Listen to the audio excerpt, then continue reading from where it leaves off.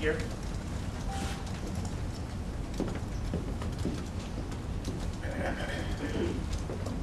Thank you for your comments today. They've been most interesting. You mentioned an array of problems that the world faces in the decades to come. I think a lot of the American people are concerned that we can't tackle all of this unilaterally. I heard no mention of the United Nations. Is there yet any role to use the United Nations more efficiently than it has been in recent years? Sam?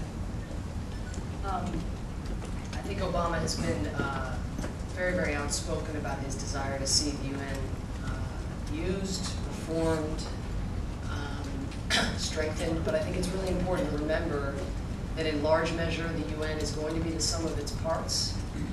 And part of what makes Obama such an ideal person to take over in January 2009 is that when he goes to the United Nations and goes to other countries to try to flesh out this UN force that will go to Darfur, for instance. It's 26,000 troops that the UN is currently looking for in order to try to protect civilians in Darfur.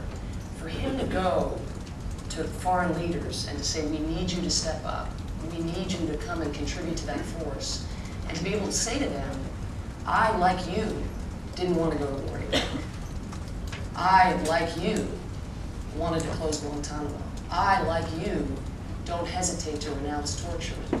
For him to be able to go with that kind of standing, that kind of credibility, and make the asks of foreign leaders at the UN in order to get the kind of contributions we need, in order to carry the heavy burden of maintaining international peace and security, there's no question it's not a burden that this is not a burden that the United States can carry alone.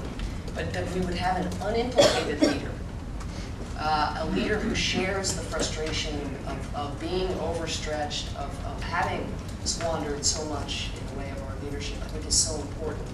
And that's a crucial part of any conversation about UN reform. I think too often we talk about the UN as if it's going to sort of spontaneously reform itself, as if there's an it, right, without the players like us who are within it. But I know that, I mean, one of the first things that Obama did when he took over the U.S. Senate, he went to the UN, and he met with the Deputy Secretary General, he met with key UN ambassadors. He understands that it's an incredible luxury in the United States to have the UN right there.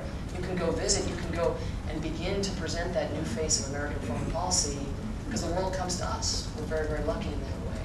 So I think his commitment is very real, but I think we have to remember that it's going to be, we're going to work on fixing the UN as an institution for sure, but we're also going to have to think about it in the context of repairing bilateral relationships with a whole range of global players. John, would you add anything on alliances? Thank you. It's absolutely critical, whether it's in the UN or elsewhere, that the United States be able to effectively build alliances and coalitions, because that's the way we're going to fight in the future. The United States doesn't have enough troops to go it alone any longer. Military doctrine says that in a long-standing military doctrine says that in a war zone, to occupy a war zone that is unstable, you need 20 troops for every 1,000 inhabitants. That means we'd have 500,000 troops in Iraq. 500,000 troops in Iraq. Obviously, we can't do that. There are only 700,000 troops presently in the Army and the Marine Corps. We need to build coalitions. And we can't do that as long as we're an outlier. The last UN General Assembly vote on Cuba, we were in a minority of 183 to 4. United States, Israel, Marshall Islands, and Palau. We're an outlier. We're not building coalitions. We're not even following. And we need to change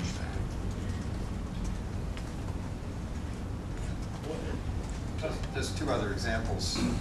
The Convention on the Rights of the Child. We are one of two nations in the whole world that has not signed it, and the other is Somalia.